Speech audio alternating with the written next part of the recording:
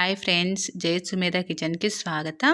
నేను ఈరోజు ఊతప్పం ఏ విధంగా ప్రిపేర్ చేయాలో చెప్తున్నాను.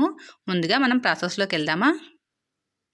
ముందుగా ఒక బౌల్ తీసుకొని అందులో 3 కప్పుల దోస పిండిని నేను తీసుకున్నాను. ఇది ఏమంటే 3 చిల్లీస్, రుచికి సరిపడా సాల్ట్ వేసి నేను మెత్తగా గ్రైండ్ చేసుకున్నాను. ఇది యాడ్ చేశాను ఇందులో. ఇప్పుడు 1 కప్పు సన్నగా తరిగిన ఉల్లిపాయ ముక్కల్ని యాడ్ చేసుకోవాలి. ఇందులోనే 1 కప్పు సన్నగా తరిగిన క్యారెట్ని కూడా యాడ్ చేసుకోవాలి. క్యారెట్ని తురిమి అయినా యాడ్ చేసుకోవచ్చు. ఇందులో సన్నగా తరిగిన కొత్తిమీరని కూడా యాడ్ చేసుకున్నాను. ఇలా అన్నీ యాడ్ చేసుకున్న తర్వాత 1/2 కప్పు వాటర్ని యాడ్ చేసుకొని బాగా మిక్స్ చేసుకోవాలి. అన్నీ కలిసేలాగా, మనం క్యారెట్ ఇవన్నీ యాడ్ చేసుకున్నాం కదా, అన్నీ కలిసేలాగా బాగా మిక్స్ చేసుకోవాలి.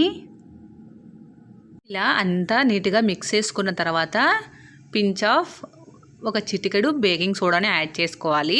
సాల్ట్ చూసుకొని, సాల్ట్ సరిపోకపోతే ఇంకాస్త సాల్ట్ని కూడా యాడ్ చేసుకోండి. అలా యాడ్ చేసుకొని బాగా మిక్స్ చేసుకోండి, రెండు కలిసేలాగా. అలా మిక్స్ చేసుకున్న తర్వాత బ్యాటర్ కన్సిస్టెన్సీ అనేది ఈ విధంగా ఉండాలి. ఇలా ఉంటే ఉత్తప్పం బాగా వస్తుంది.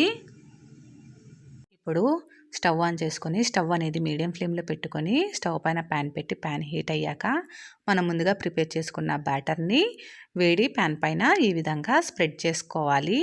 అలా స్ప్రెడ్ చేసుకున్న తర్వాత ఒక 1/2 టేబుల్ స్పూన్ ఆయిల్ని ఉత్తప్పం పైన యాడ్ చేయాలి. ఈ విధంగా యాడ్ చేయాలి.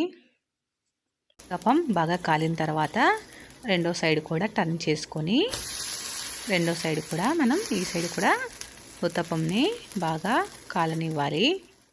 ఇలా 2 సైడ్స్ బాగా కాలిన ఉత్తప్పంని ఇప్పుడు మనం ఒక ప్లేట్లోకి ట్రాన్స్ఫర్ చేసుకోవాలి. ఇప్పుడు నేను ఇంకో ఉత్తప్పం ఏ విధంగా చేయాలో చూపిస్తున్నాను. ఈ పిండి మనం వేసిన తర్వాత ఎక్కువగా స్ప్రెడ్ చేయకూడదండి, తక్కువగా మనం స్ప్రెడ్ చేయాలి.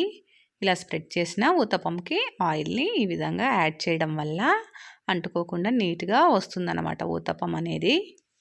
ఒక సైడ్ బాగా కాల్చుకున్న తర్వాత రెండో సైడ్ టర్న్ చేసుకొని, రెండో సైడ్ కూడా బాగా కాల్చిన తర్వాత ఒక ప్లేట్లోకి సర్వ్ చేసుకుంటే అంతేనండి, చాలా సింపుల్గా ఉత్తప్పం రెడీ అయిపోయింది.